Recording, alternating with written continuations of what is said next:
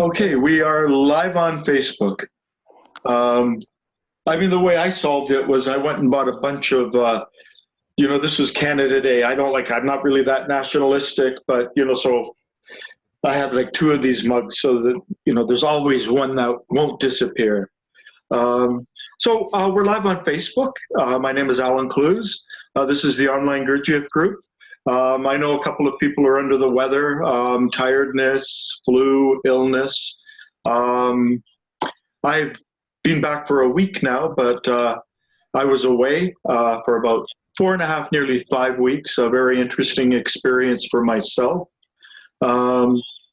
Ian, you just, before we began, you were talking about the fact that you went, you part-time, you deliver food.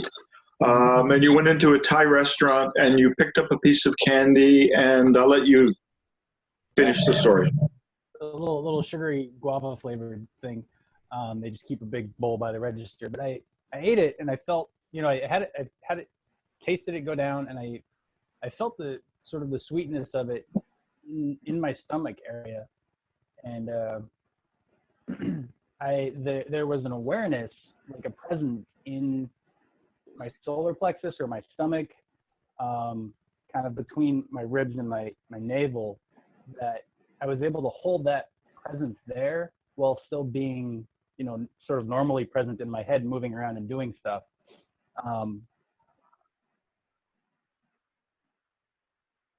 Whoops, you may have frozen. A double-pointed awareness from your stomach and everything else. Okay, I know that Ian has been having internet connection. You disappeared for there.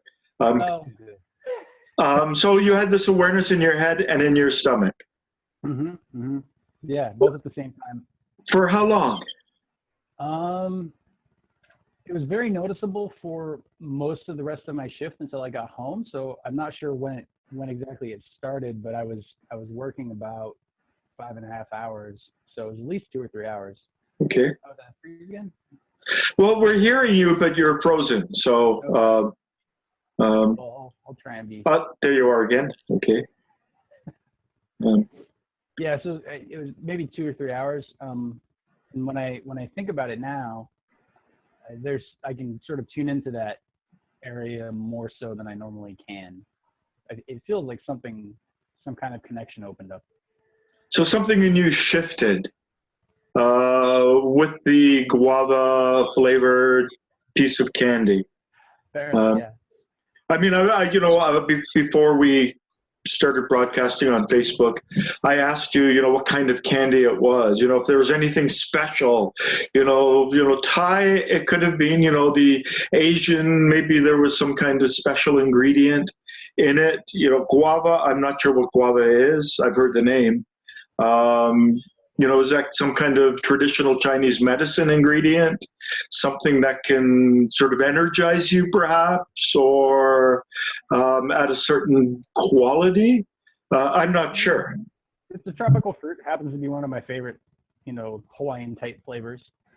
But I think it was just sugar and syrup. Okay. Pretty simple. Can you still feel your stomach now in that particular way? Did it open up that portal? Did it give you that connection? I think so. I'm wary of it being, imagination at this point. I'm talking about it. I'm thinking, oh yeah, I had this experience. Oh, I can have it again. But I definitely, there is something there. And we'll see. I'm going to have breakfast when we're done here. Yeah. Well, as you're talking about this, I'm becoming very aware of my stomach. I had some samosas for breakfast this morning, and slightly spicy, and it's not a bad feeling, but I can certainly sense them in my stomach, and I've become much more aware of my stomach since I've been talking to you. I wasn't really paying that much attention to it before, but now I'm very aware of it. And it's an interesting sensation to become aware of our stomach, to focus on our stomach, because we do have very specific nerve nodes in our stomach. It's one of those places where we can really bring up a degree of sensation. There's so many different things that can go wrong with the stomach. Hunger, being too full, eating the wrong thing, that we have special parts of the brain that are particularly devoted to the stomach. So it's one of the internal places in the body that we can become more aware of relatively easily. So it was like just a sweet, good feeling in your stomach, just like a smile. There wasn't a lot of like quality attached to it per se. I'm normally so numb there that to be able to feel something and have it not be like, like you were saying, that something wrong, pain, oh, I'm really hungry, oh, I ate too much. Yeah. To have this kind of flow of information coming up from that part of my body is very new for me. It seems, I mean, not as spectacular as a blind person being able to see, but that kind of experience where it's like, oh, wow, there's something there. There's something coming in, there's information, there's awareness coming in from there, or that's present there that I'm able to tap into, however you want to word it. But, did you think it's the lack of relaxation and the tension that you feel, or that you don't feel, that's present in your stomach a lot, that is blocking that? I think so. I think that's, if I had to guess what it was, I would say I've definitely been doing a lot of body sensing for the past several months, if not longer than that, and focusing on the belly and the lower belly and trying to breathe in there and relax and sort of release the tension, bring up whatever the tension's kind of keeping at bay. And I had a lot of anxiety the past couple of days that I wouldn't have attached to the stomach area, but the anxiety seems to have passed, and now the tension is less. So maybe there's a connection. Yeah. Anxiety, we call it the fight, flight, or flee circuit. And we also call it the amygdalaic, hypothalamic, pituitary, adrenal axis. It's when that's triggered, it causes a series of physiological responses in the body.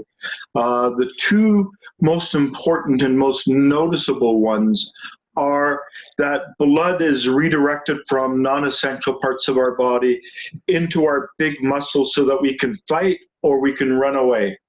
And two of the places it's redirected away from, we do not need to digest food when our life is in danger.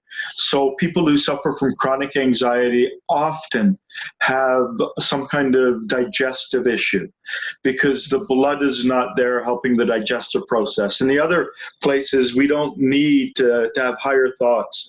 When we're running from a bear, we don't need to remember the Pythagorean theorem, and we just need to get away. So it pulls the blood away from the neocortex and the higher parts of the brain. And so our thoughts are much more scattered, much more fear-oriented. The second one, people who suffer from exam anxiety, they know the material, they've studied it, they've got it down pat, and then they sit at the desk and they open the examination booklet, and the anxiety response just whacks them, and they can't remember because of the flow of blood is reduced to the brain. So anxiety affects our thoughts, that we can notice, very noticeable, and it also affects our digestive process. So if you're suffering from a lot of anxiety, you will notice it in the stomach, or maybe not notice it in the stomach. You might not be able to even notice the stomach, but it's related to anxiety. So there was anxiety, and then it kind of disappeared, and you took that candy, and I mean, as a hypnotherapist, I would really anchor that candy and, make it so that the next time you went back there, you had the candy and it had the same effect, and you noticed that. And I would really, in the state of hypnosis, I would play with that a bit to anchor it or to flag it so that the two are connected. But so the anxiety passed, and whatever it was about the anxiety passed before this happened. Or was this sort of coincidental with it? Pretty coincidental, yeah. So taking the guava candy and the anxiety went at the same time. Yeah, I mean, it wasn't like that, but yeah. The anxiety has been sort of buzzing around my body for at least 48 hours, and then up, even up until when I went off to work. And then, I'm busy driving, so maybe I'm not as attentive to it. But I haven't noticed it. When I got home, usually it kicks in when I get home because I'm not as busy. I'm like, okay, I'm home, I can relax. What's going on? Yeah. And that didn't happen last night, and I'm feeling really calm this morning. And I think I froze again. Yeah, but we're still hearing you, so that's okay. Okay. Yeah, so I'm feeling pretty calm this morning, so we'll see how it goes. Okay. But yeah, I think something shifted or something cleared or something, however you want to metaphorize it. Okay. Brian, how are things down in Phoenix? Last week, I sort of tried to have a meeting. You came on and then we lost connection, and then Ian came on, and so, it was nothing that I could record. But you were in Lake Tahoe skiing, and just before we went on Facebook Live, you mentioned the quality of air. Yeah. And, living in Phoenix, which is notorious for having bad quality of air, I feel like when I can get up into the mountains, that my lungs are almost like thanking me, being able to just, breathe in the cleaner, fresher, cold air. And I would catch what seemed like my body separately kind of taking deep breaths on its own, trying to just absorb those higher qualities. And it has kind of a, it's a healing effect, and plus you're moving your body, you're in nature. It was just, I think I love all like nature sports. I think it's really good and important that we do them. What was it like, living in Phoenix, which, living in Toronto, I think of Phoenix as this oven. Perhaps it's not oven-like right now, being in the winter, but there must be a real difference between being in Phoenix and going up in the mountains where there's snow, and the massive difference in temperature. Did that help your ability to remember yourself, to be present in the moment? Did it have any effect, or are you able to be present in Phoenix? What did you notice about being in a very different place? I took special notice of the trees, because even though there's a lot of great like desert hiking and mountains outside of Phoenix. I spent a lot of time there, but it just doesn't have the trees and the massive pine trees. And as I was taking the ski lift around, a lot of them were just covered with green moss, which was really cool. And just the big lake that's there. There was a connection more with just like the different terrain, it's the different environment. I thought that was cool. But as to really be more mindful, I'm not sure. I just know that like physically, the lungs appreciated the better air quality.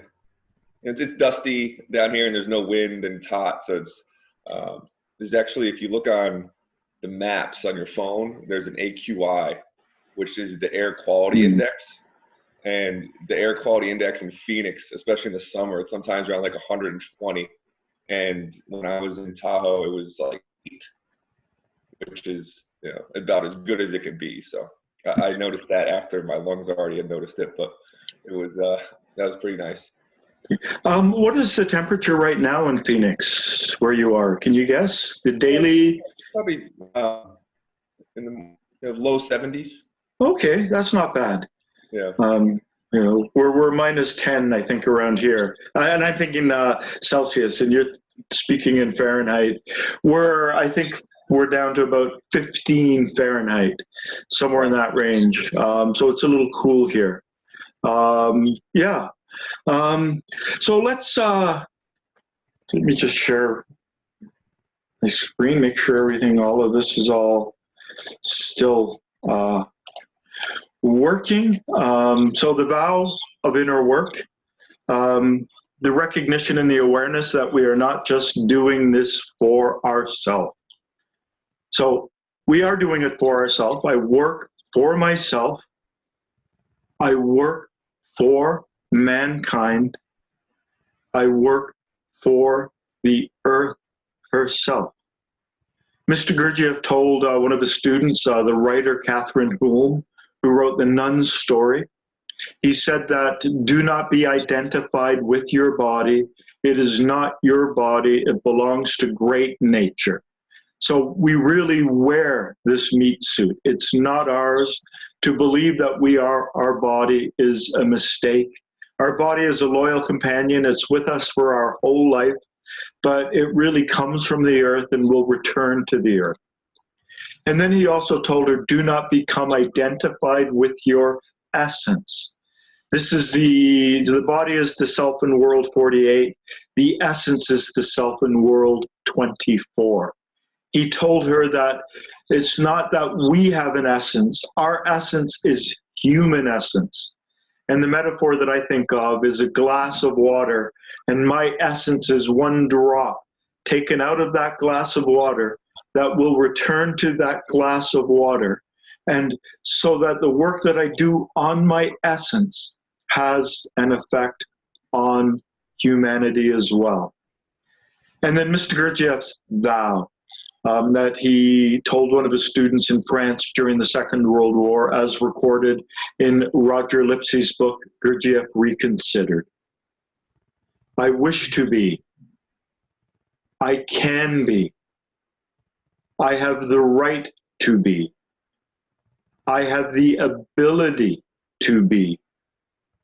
I swear to myself that this will never be for my personal profit, but to help others.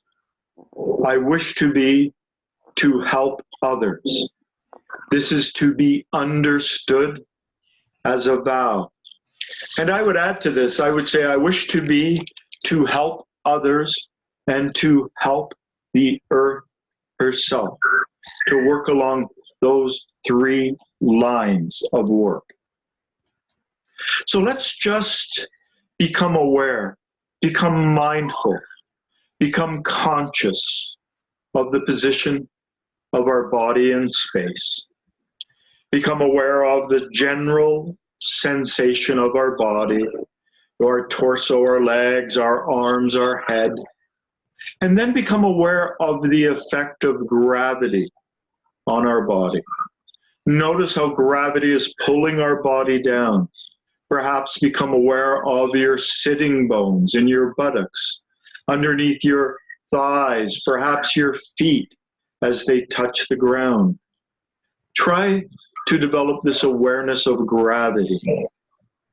And then try to become aware of the sensation of balance, how your head is balanced on your neck, which is balanced on your shoulders, which is balanced on your rib cage, your breastbone, your spine, and how your spine is balanced on your pelvic bones, and how your pelvic bones are balanced on the seat beneath you, perhaps.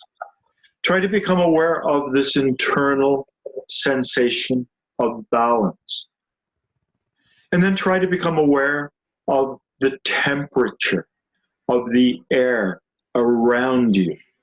So become aware of the ambient temperature, perhaps of the room that you are in. And then try to become aware of your own internal temperature. Perhaps even notice the difference between the external temperature of the air outside and the internal temperature in your body. We're taught to really focus on our forehead. At least if you had a childhood like mine, and my mother would go, are you feeling a fever? Are you hot? And she would press her wrist against my forehead to get a sense of my body's internal temperature. So I, as a result, am more aware of my own internal temperature in my forehead But I'm also aware of it, for instance, underneath my arms and my armpits. And there are specific locations in my body where I'm more aware of it. Right now, I have bare feet. It's winter time here in Canada. I'm actually aware of being fairly hot in my head and my feet being fairly cold. So try to become aware of the temperature within your body. Try to notice, for instance, if there are any differences, such as with myself, between my forehead and my feet. Some people also get cold in the hands. My hands are pretty warm right now. And then try to become aware of the atmospheric pressure of the air around you. Brian last week was in Lake Tahoe up in the mountains where the air pressure was significantly less than where he is now in Phoenix, Arizona. So the higher we go, the less air pressure we experience. But we actually have specific nerve nodes within our brain that are devoted to the ability to sense the atmospheric pressure around us. And then let's just move generally inside the body. Try to become aware of the inside of your mouth. Try to become aware of your tongue, the roof of your mouth, the soft flesh beneath your tongue. And then move down into your throat. We've got special receptors in our throat in case any food gets trapped or stuck there. Move down into your esophagus. We also have special receptors there in case any food gets trapped or we swallow the wrong way or something wrong happens. And then we also have special receptors, nerve nodes, sensory nodes in our stomach. If we're hungry or too full or if we've eaten something bad, we can generally sense the inside of our stomach. We can also become aware generally of our bladder, if it's full, if it's empty, if we need to go to the toilet, as well as our colon, if we need to go to the toilet. And we can become aware of these different parts within our body, and we can become generally aware of the inside of our body. And another thing, we have special nerve nodes in our brain, a special part of our brain that's devoted to the awareness of our lungs inflating and deflating, filling with air and then pushing the air out. And then just try to develop a general awareness of the sensation of your body. Just not necessarily a complete and accurate, but just as you did inside, try to become aware outside. Your arms, your legs, your hands, your feet, the touch of clothing, the touch of air on your face.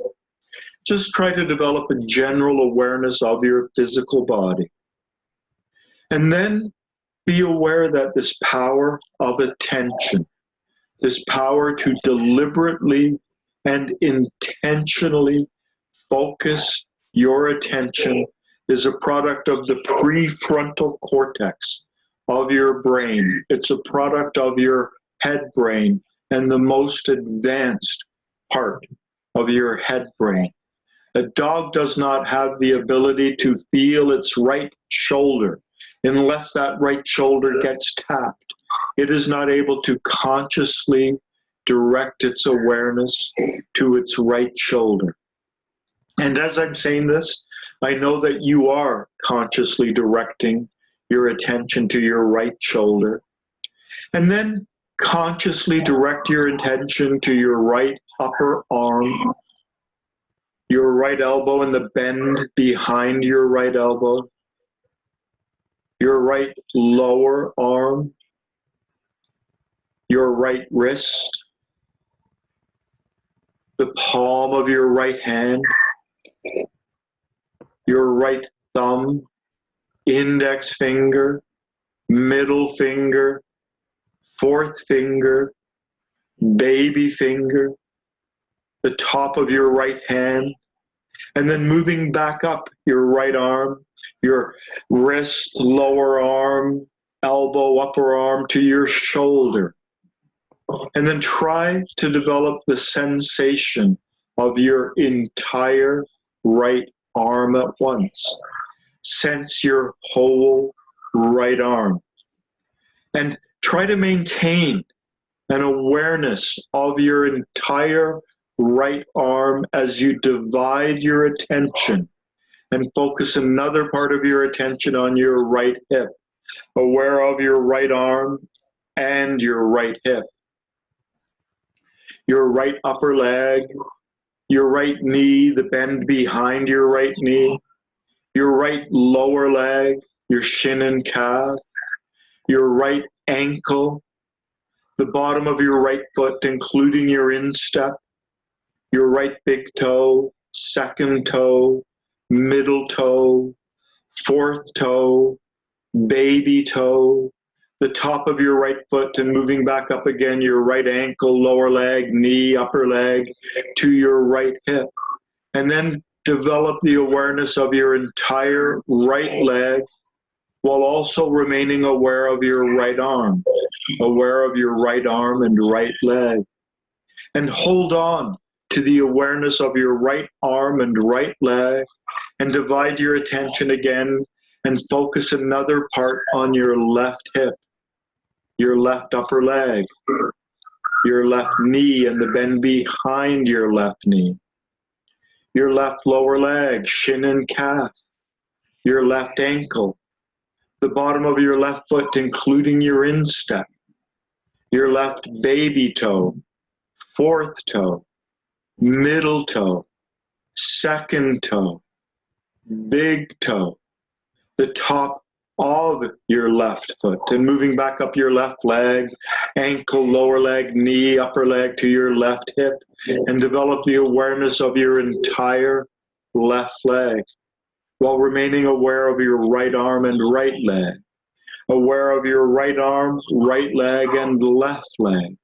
And hold on as best you can to the awareness of these three limbs, and again divide your attention, aware of your right arm, right leg, left leg, and bring a part of your attention to your left shoulder, your left upper arm, your left elbow, and the bend behind your left elbow, your left lower arm, your left wrist, your left palm, your left baby finger, fourth finger, middle finger, index finger, thumb, top of your left hand, and moving back up your left arm, wrist, lower arm, elbow, upper arm, right up to your left elbow, and then develop the sensation, the awareness of your entire left arm while remaining aware of your right arm, right leg, and left arm.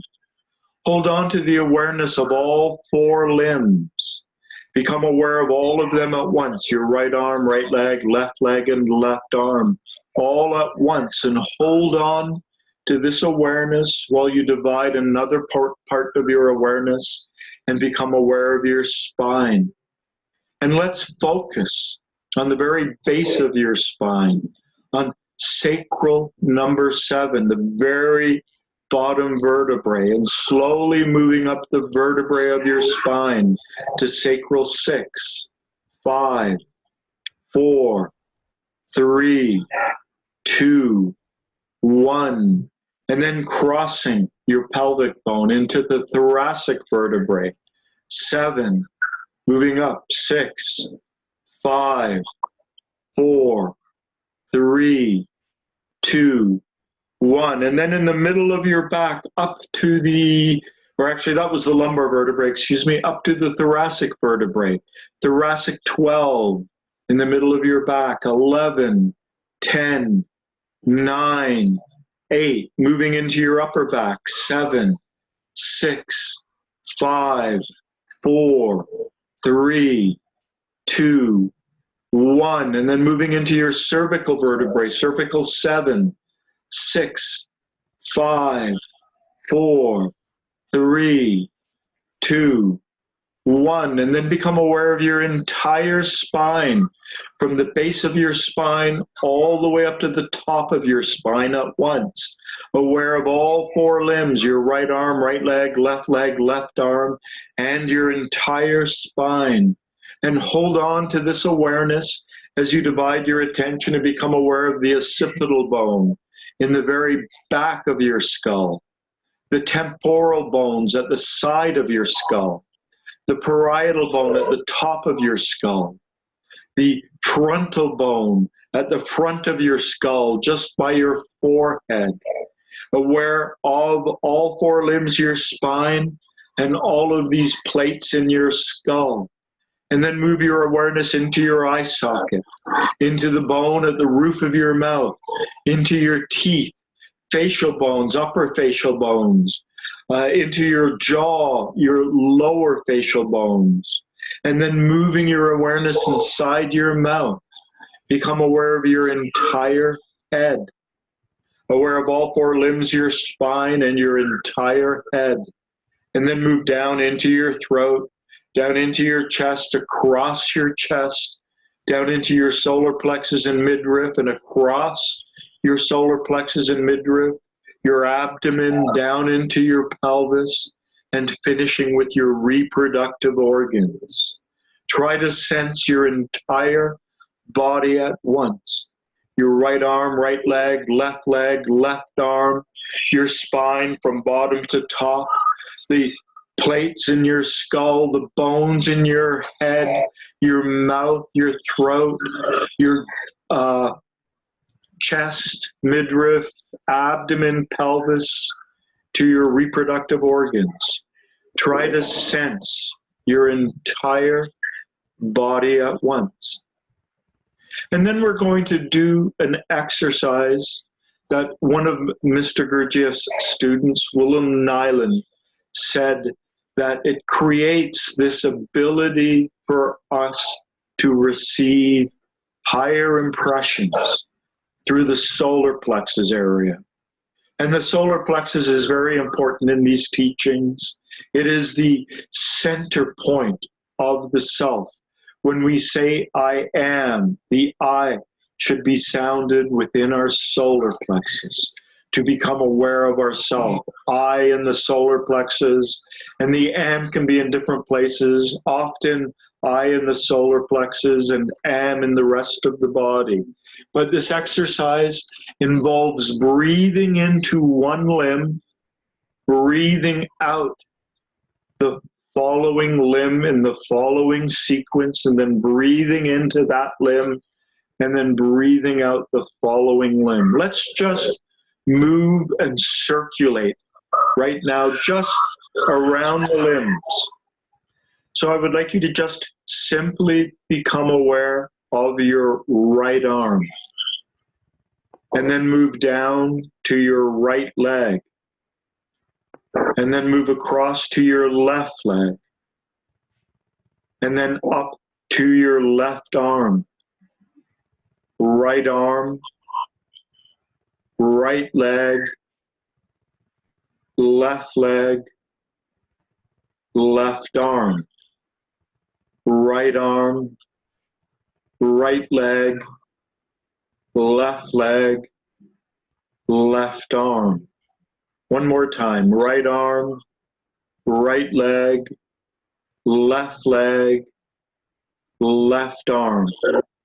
And as I said, this exercise involves breathing into one limb, and then breathing out the next one in the sequence, and then breathing in to that limb, and then breathing out the next one in the sequence. So breathe into your right arm, and then breathe out your right leg. Breathe into your right leg, and then breathe out your left leg. Then breathe into your left leg, and breathe out your left arm. Then breathe into your left arm, and breathe out your right arm. Breathing into your right arm and breathing out your right leg. Breathing into your right leg and breathing out your left leg. Breathing into your left leg and breathing out your left arm. Breathing into your left arm, breathing out your right arm. And we're going to do this one more time, just with the breathing. Breathing into your right arm, breathing out your right leg. Breathing into your right leg, breathing out your left leg.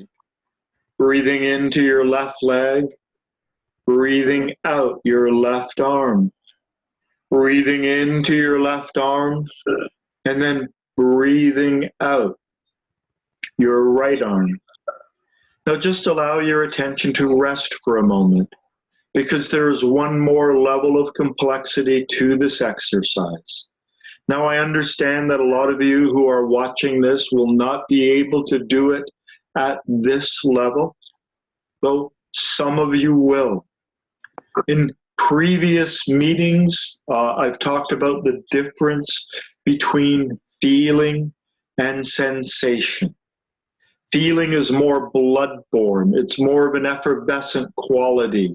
There's almost an atmospheric, bubbly quality. Many of these are just metaphors. They're not really the internal interpretation, the way we perceive it. It's just using the ability of other senses to kind of explain what it is. And it's something that we're not necessarily born with the ability to do, but the more we do inner work, the more we refine our inner being, the more we work on ourselves, the more we are able to perceive this. So to sense your hand is, we're all aware of the quality of sensation, of the sensation, for instance, of our hand. But to feel our hand, feeling is a different quality. As I said, it's more like an atmospheric, effervescent quality. And if all you can do is merely sense, then just sense. If you can bring this additional quality of feeling, then feel. And so we're going to go around again, and with the in-breath, we breathe in feeling, and with the out-breath, we breathe out sensation. So we're going to start with the right arm again.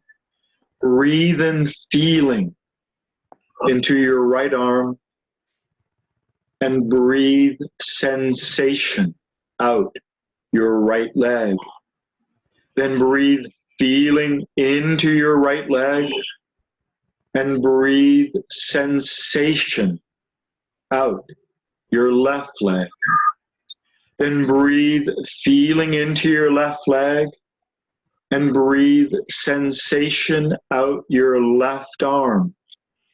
And breathe feeling into your left arm, and breathe sensation out your right arm. Breathing feeling into your right arm, and breathing sensation out your right leg.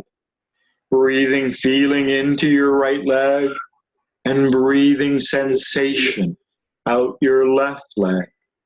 Breathing feeling into your left leg, and breathing sensation out your left arm. Breathing feeling into your left arm, and breathing sensation out your right arm. Breathing feeling into your right arm, and breathing sensation out your right leg. Breathing feeling into your right leg, and breathing sensation out your left leg. Breathing feeling into your left leg, and breathing sensation out your left arm. Breathing feeling into your left arm, and then breathing sensation out your right arm. And allow your attention to rest. And we're now going to finish with the collected state exercise. As the earth is surrounded by an atmosphere, so too are we surrounded by an atmosphere. Normally our atmosphere is dispersed. It follows this thought, that feeling, it gets dispersed by various sensations. Try to collect your atmosphere, draw it around you, keep it still, keep it calm, and we keep it still by keeping our thoughts still, by keeping our sensations still, by keeping our feelings still. Keep your atmosphere collected, calm, quiet. Perhaps even notice the boundary of your atmosphere. Perhaps a meter and a half around you. Become aware of your atmosphere. Collect it. Keep it calm. And in a moment, I'm going to count from 1 to 3. And when I get to 3, breathe your atmosphere in. And as you breathe out, imagine something remains. Imagine that emanations, particles, whatever contained within your atmosphere remain inside you and settle, helping to form your inner body, your Kesjan body. So 1, 2, 3, breathe your atmosphere in, and then as you breathe out, imagine something remains. And then quietly in your mind, repeat after me. May results from this exercise be transubstantiated within me for my being.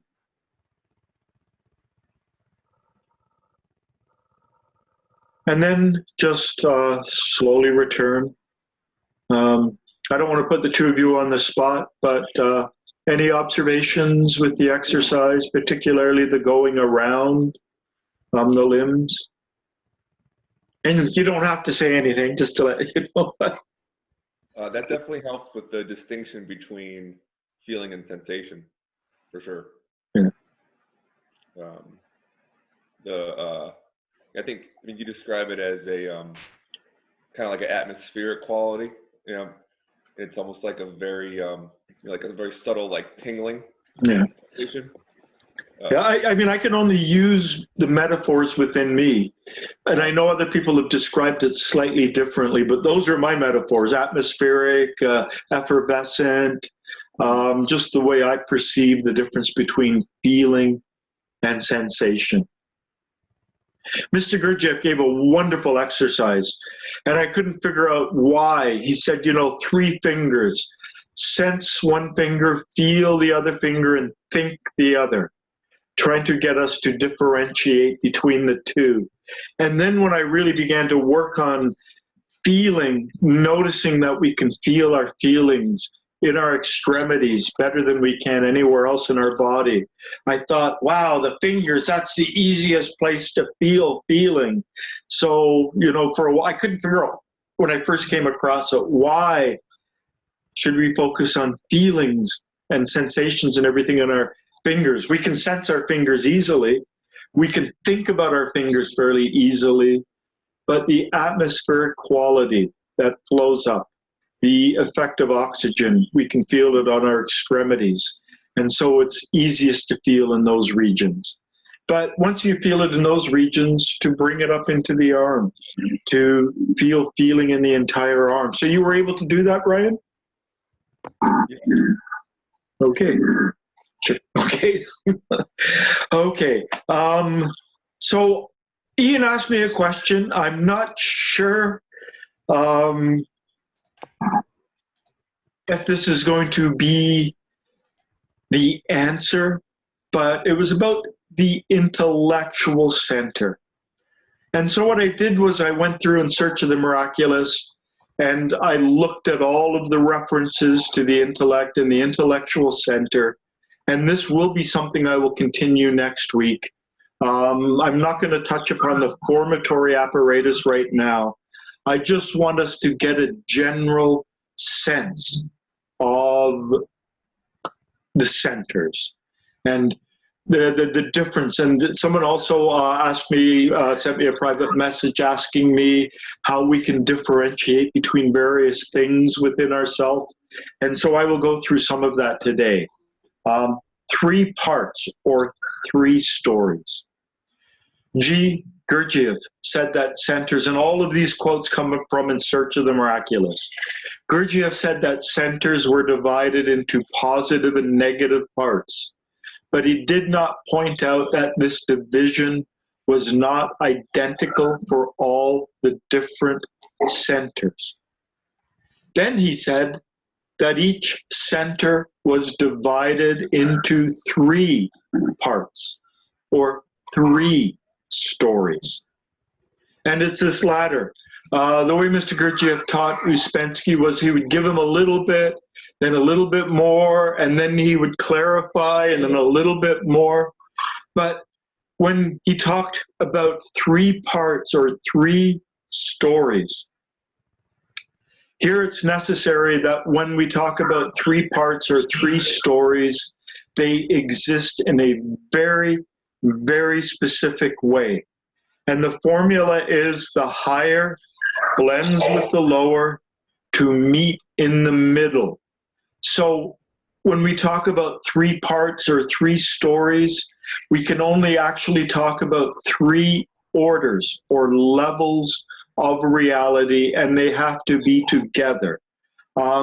This morning, this is just think of this as a sketch of the way things can blend together. Within the Godhead, the holy affirming is 1, the holy denying is 6, the holy reconciling is 3.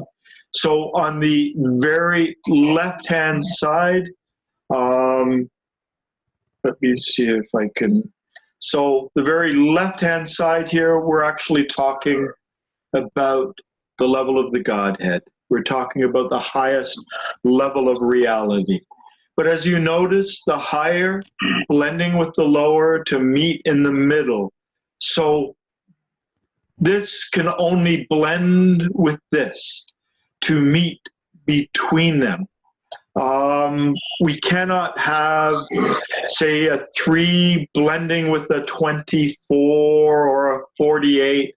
It doesn't happen. When we talk about 3 stories, we're speaking about the specific law of 3 phenomenon, where the higher blends with the lower to meet in the middle. And so they encompass 3 different orders, 3 different food classes, 3 different essence classes. And here, elsewhere, I believe it is in Views from the Real World, where Mr. Gurdjieff said that it's slightly wrong to say that we are a microcosm of the macrocosm. He said to understand ourselves, what we really need to do is understand the world immediately above ourselves and the world immediately below. So let's say we're the 6 here. To understand ourselves, we need to understand the 3 and the 12 plus the 6. And this is law of 3 phenomenon. This is very basic in terms of the ancient teachings that Mr. Gurdjieff brought to the West. So when he talked about this, and he talks about 3 stories, he is always meaning the immediate above and the immediate below and the middle. That we're not talking about 2 above or 3 above or whatever. So each center has a higher, it has a lower, and it has a middle.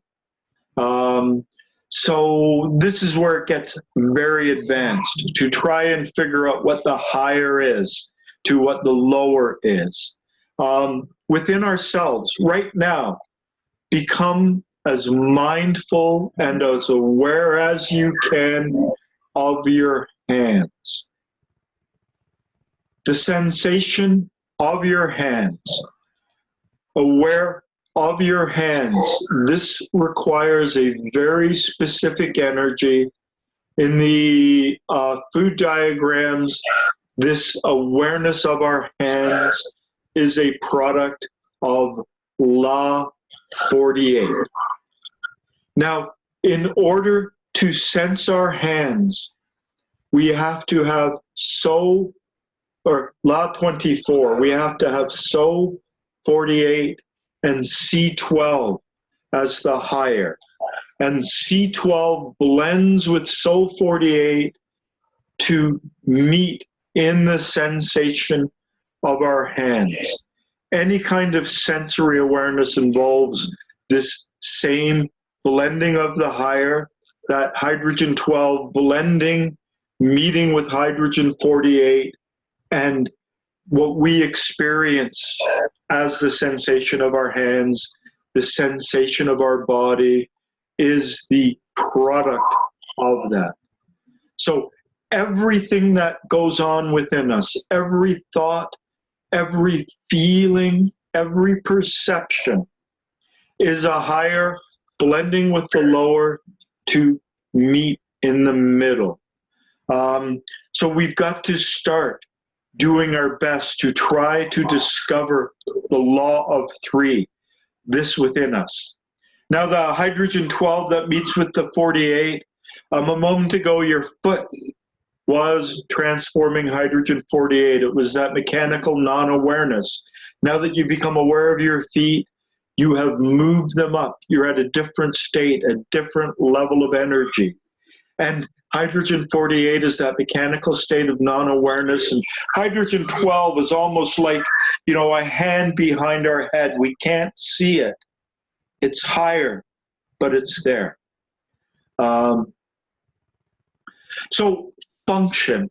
Mr. Gurdjieff uses this word over and over, and it's defined as the purpose for which something is designed. This comes from dictionary.com. Function is a noun, the kind of action or activity proper to a person, thing, or institution. The purpose for which something is designed or exists. Role.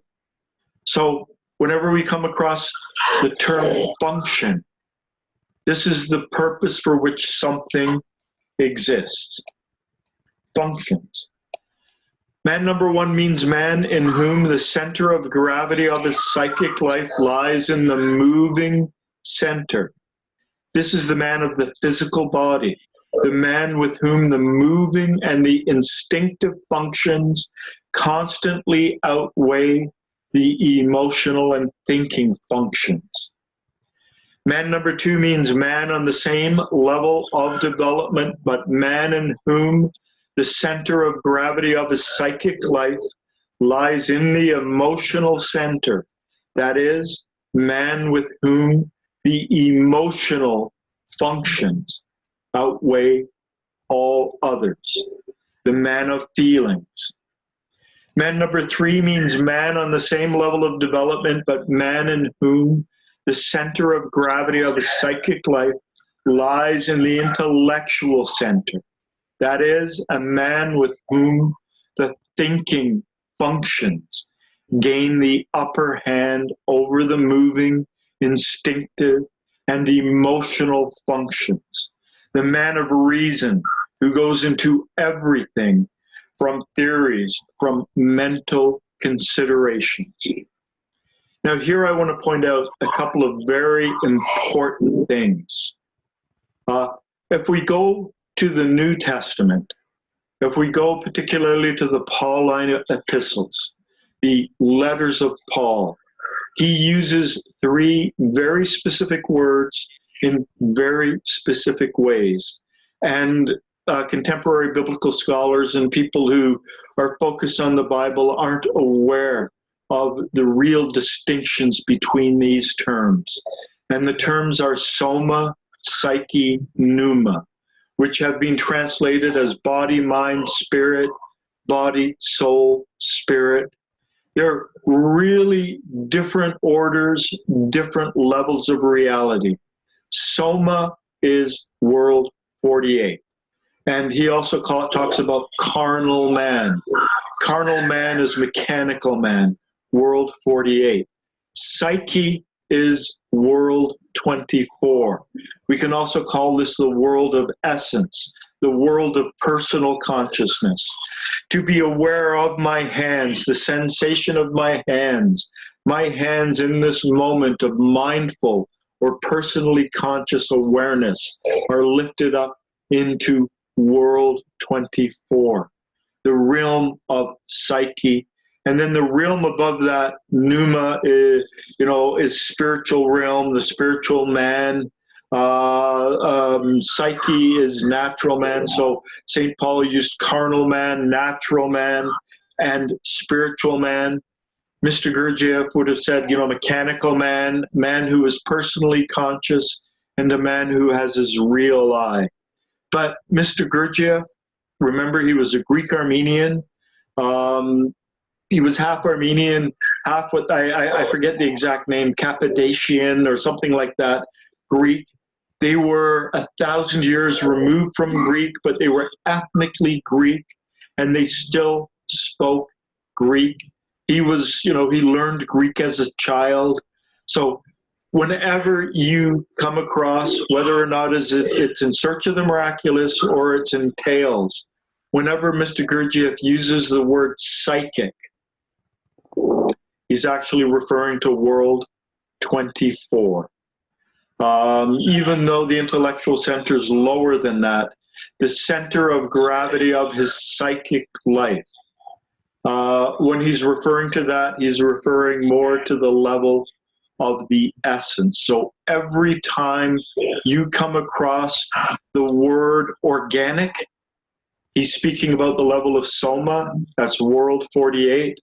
Every time you come across the word psyche or psychic, he's speaking about world 24, essence, that realm. And anytime he uses the word will or willful, he's actually speaking about world 12. So these are very, very precise definitions within Mr. Gurdjieff's teachings. I just wanted to make everyone aware of that. If you read Tales, you will notice these words in Tales, organic, psychic, and willful, sometimes in the same sentence, and he's referring to these different, separate orders of reality. Now I'm focusing on this paragraph, but I could have done it with the other two, the thinking function. He once told C.S. Knott that most people are their ego. Their ego is who they are, when in reality, we cannot make the ego disappear. The Eastern traditions, which talk about the annihilation of the ego, they're wrong. You can make the ego grow so opaque as to almost disappear, but it will not disappear. He said that the problem with a lot of people is that they are their egos, when in reality, the ego is really a function.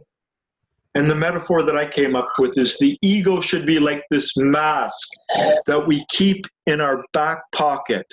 And in certain situations where we need the ego, we pull it out and we stick it on. And it's a function where we bark at other people and we tell them, not to cross that line or not to steal from us or whatever. And then we put it back in our back pocket. So our sensations, the moving instinctual part of ourselves, our feelings, our thinking, these are really functions. And if we come back, let me see if I can get back. A function is the purpose for which something is designed or exists. So thinking and feeling are functions. They are not who we are. Descartes, the French philosopher, said, I think, therefore I am. I know that when I was younger, I was so identified with my thinking function that I actually believed I was my thoughts. I believed that my thoughts were an expression of myself. But thoughts and thinkings are really the function for which the intellectual center thinks. Thinking is a function of the intellectual center. We are not our thoughts.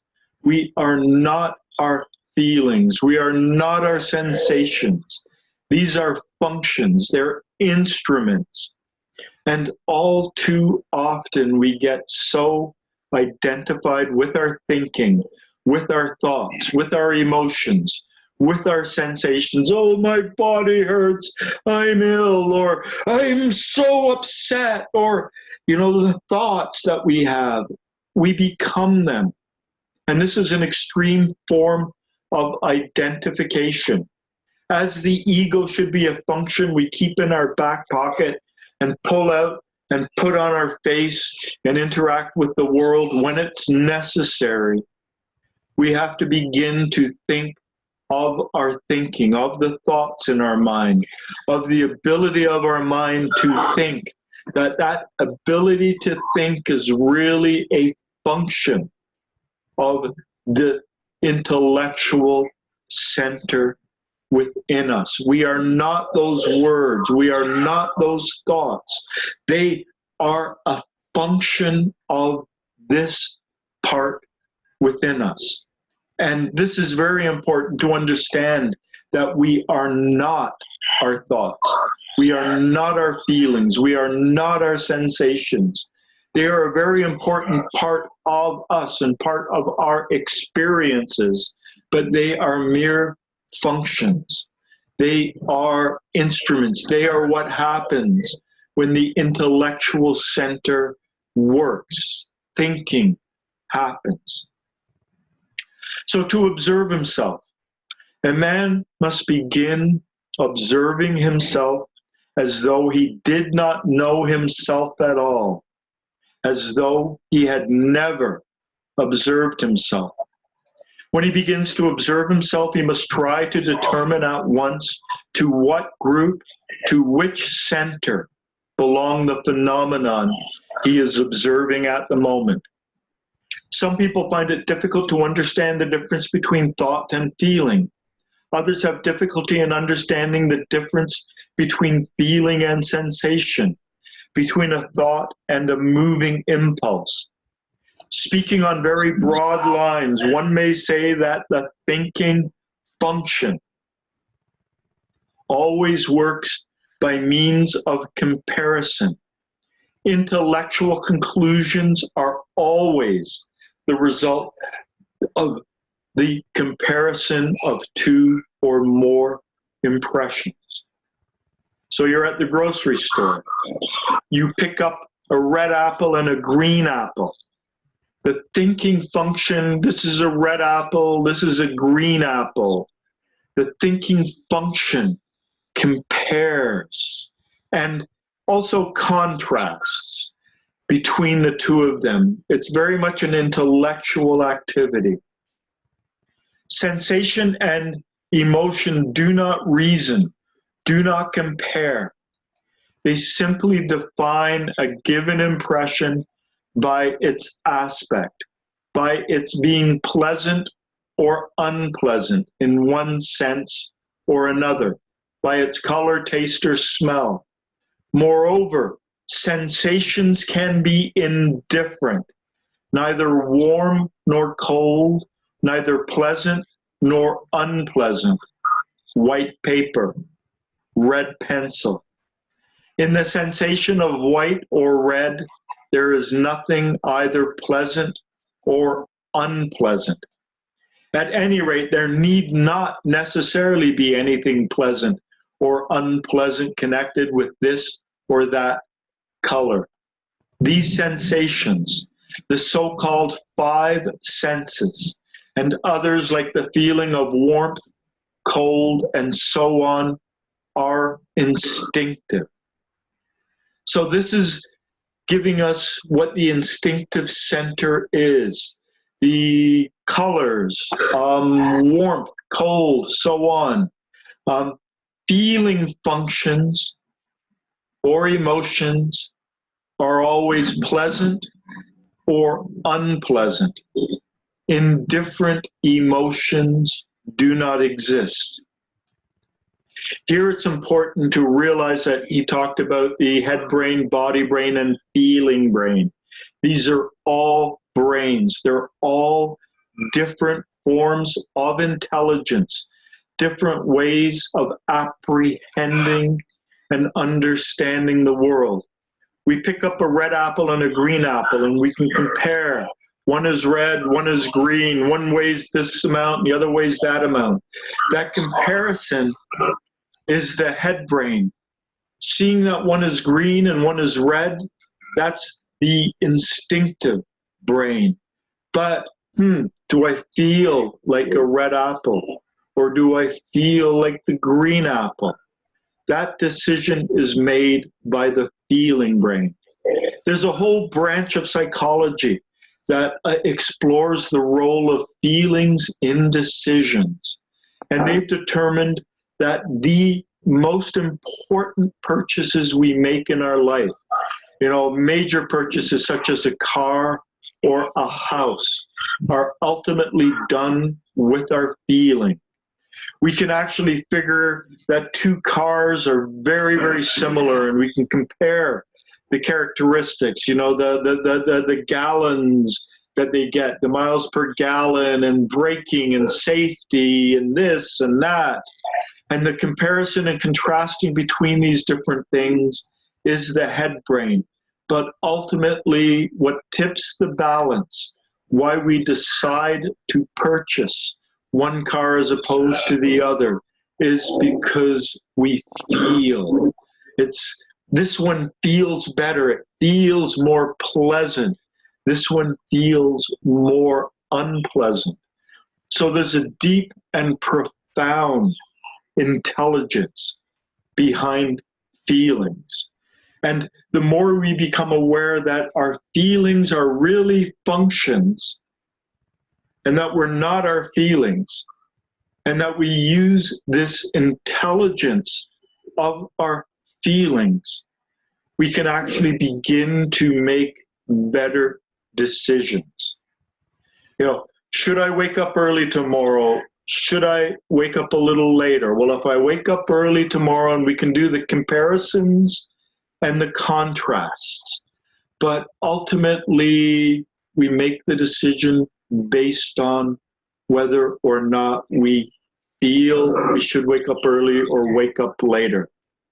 In different meetings, and at some point in the future I will get back to it, I've talked about the decision exercise. Ultimately, we're supposed to get ourselves into a very quiet state and sort of ask our higher, deeper, whatever self if the exercise that we've decided to do is appropriate. And I didn't really talk about this dimension, but that decision ultimately comes from feeling. Does it feel right to do that particular exercise, or does it feel wrong?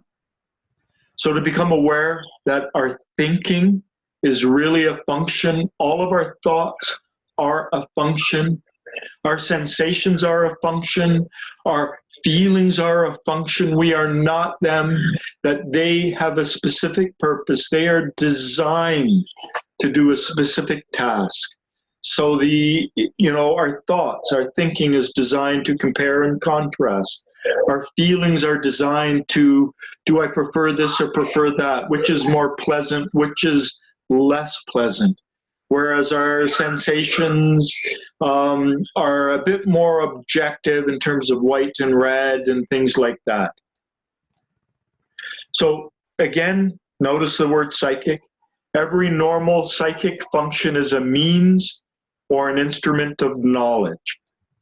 Very often a man calls his thoughts or his intellectual perceptions his feelings, calls his feelings his thoughts, and his sensations his feelings. The last is the most common. In other words, mistaking our sensations for feelings. The sensation, my feet, the sensation is they're a little colder than my hands right now. But I could say my feet feel cold. But the perception of hot and cold is a sensation. So this is the one that most people mix up, but we mix them all up. So this last is the most common. If two people perceive the same thing differently, let us say that one perceives it through feeling and another through sensation. They may argue all their lives and never understand in what consists the difference of their attitude to a given object. Actually, one sees one aspect of it and the other a different aspect. Here, again, as an aside, Mr. Gurdjieff said that in men, the thinking center is more developed. It's not so overly developed as to be that big a difference, but in women, the feeling center is more developed. And so they could be both apprehending, both observing, both judging, both weighing, both engaging in what they think of as the same thing, but one is doing it through the thinking function and the other is doing it through the feeling function. And they think they're speaking the same language. They think they're talking about the same thing, but they're talking about very different things, because one is apprehending it through the mind, metaphorically, and the other is apprehending it through the heart. And so it's very important to begin to learn and sort through our own ways of doing this. In order to find a way of discriminating, we must understand that every normal psychic function is a means or an instrument of knowledge. With the help of the mind, we see one aspect of things and events. With the help of emotions, another aspect. With the help of sensations, a third aspect. The most complete knowledge of a given subject possible for us can only be obtained if we examine it simultaneously with our mind, feelings, and sensations. And here he has actually used this elsewhere to examine something simultaneously with our mind, feelings, and sensations as understanding, as opposed to knowledge. So we can know something. Knowing is a one-centered activity. We can know something with the function of thoughts, with the function of feelings, or the functions of sensations. If we just know it from one of those brains, it is knowledge. But if we understand it, that is involving two or at best three of the brains. So the center working with a heavier, denser hydrogen works slower. So we've got to also realize that we have these three functions, these three ways of understanding things, of figuring things out, but they work with different hydrogens. When the table of hydrogens has been sufficiently understood, it shows immediately that many new features in the work of the human machine, establishing clearly before anything else the reasons for the difference between the centers and their respective functions. The centers of the human machine work with different hydrogens. This constitutes their chief difference. The center working with a coarser, heavier, denser hydrogen works the slower. The center with light, more mobile hydrogen works the quicker. The thinking or intellectual center is the slowest of all the 3 centers we have examined up to now. It works with hydrogen 48, according to the 3rd scale of the table of hydrogens. The moving center works with hydrogen 24. Hydrogen 24 is many times quicker and more mobile than hydrogen 48. And here, if you understand the difference between the levels of reality, each level above is twice as intelligent, twice as vibrant, twice as awake, twice as aware, twice as conscious as the level below. So when he's talking about quicker and more mobile, it's more vibrant, faster, more aware, more awake, more intelligent. The intellectual center is never able to follow the work of the moving center. You bang a glass with your elbow and you catch it before it smashes on the floor. Your mind is kind of stunned by this because your mind is unable to keep up with the speed of the moving center. The moving center is working with hydrogen 24. So if you can observe yourself in the moment you catch that glass and observe how your thoughts lag behind, you will get a difference in the tempo, a difference in the speed between these 2 centers. We are unable to follow either our own movements or other people's movements unless they are artificially slowed down. Still less are we able to follow the work of the inner, the instinctive functions of our organism, the work of the instinctive mind, which constitutes, as it were, one side of the moving center. And I've talked about this before. When you learn to drive with the mind, with the intellectual center. All your movements are sloppy and slow and jerky, but at a certain point, it seeps into your moving instinctual center, and they become fluid and graceful, and your mind surrenders that task to the moving center, which does it better.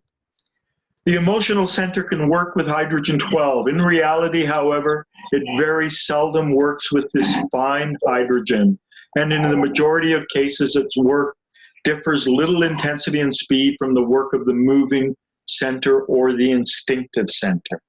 So our emotions are really on the level of the hydrogen 24.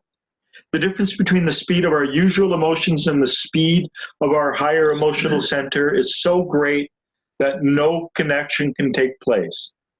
The intellectual center works with hydrogen 48, the moving center with hydrogen 12. If the emotional center were to work with hydrogen 12, its work would be connected with the work of the higher emotional center. In those cases where the work of the emotional center reaches the intensity and speed of existence, which is given by hydrogen 12, a temporary connection with the higher emotional center takes place, and man experiences new emotions, new impressions, hitherto entirely unknown to him, for the description of which he has neither words nor expressions. But in ordinary conditions, the difference between the speed of our usual emotions and the speed of our higher emotional center is so great that no connection can take place, and we fail to hear within us the voices which are speaking and calling to us from the higher emotional center. The higher thinking center working with hydrogen 6 is still further removed from us, less accessible. Connection with it is only possible through the higher emotional experience. It is only from descriptions of mystical experiences, ecstatic states, and so on that we know of such connections. Such states occur on the basis of religious emotions or for short moments through particular narcotics or in certain pathological states such as epileptic fits or accidental traumatic injuries to the brain, in which case it is difficult to say which is the cause and effect, and whether it's a pathological state or the result of its connection to the cause. Sorry, I'm speeding it up right there. I want to just finish with this. And this is the diagram of the fully awakened man. I've shown sort of the transformation, the alchemy of human transformation with the 3 different panels. This is the one on the right. And I wanted to use this one because it shows where the higher intellectual center, the higher emotional center, the moving center, the emotional center, and the intellectual center fit in. So the intellectual center, Do 48. It's constrained by 48 laws. It's fairly heavy. It's a very dense operation. It's the part of the brain that we use when we first learn to drive a car, or you first learn a language. Language is very much a moving, instinctual center phenomenon, where you get beyond having to think about the words and the sounds. But we start with the intellectual center. And then the moving instinctual center works a whole order higher. It's under half the constraints, half the laws. It's twice as intelligent, twice as vibrant as the intellectual center. And the normal functioning of our emotions also exists at that state. And this is why our emotions are so much quicker and faster than our thoughts. And why you could be walking down the street thinking something and then boom, an emotion takes over, despair or depression, and it seems so powerful that it pulls you. And it's because it operates at a higher speed. And that higher speed is so high we can't grab it, so to speak, with the intellect. It's a whole order or level above the intellect. And then the higher emotional, that is on the level of hydrogen 12. So that's 3 times higher than our normal intellectual activity. And in previous meetings, particularly in December, I went through the connection between conscience and consciousness, and those being hydrogen 12 phenomenon. There was another quote that I had for today, but I'm running out of time, where it talks about consciousness is the equivalent of conscience. So this is the level of conscience. This, the me, is the level of consciousness in these teachings. And then the higher intellectual center at Fa 6 is so far beyond all of them. So using this as a map, using this as a guidepost, Do 48, this is the comparison and contrasting. This is the part of the mind that learns to drive a car. This is the part of the mind that learns first how to do an activity that is far better suited to the moving instinctual center. So it's the part that learns to drive a car. It's the part that first learns to ride a bicycle. If you can think of when you were 16 years old, perhaps, your first day of driver's ed, your first day in the car, and them explaining the gas and the pedals and the brake and the movement of your foot and your hands, that you were learning with your intellectual center. It was so slow. But if you can compare that to how you drive a car nowadays, that fluidity of motion, that ease, you do not drive a car with your intellectual center. You would die if you did that. It has seeped into your moving instinctual center.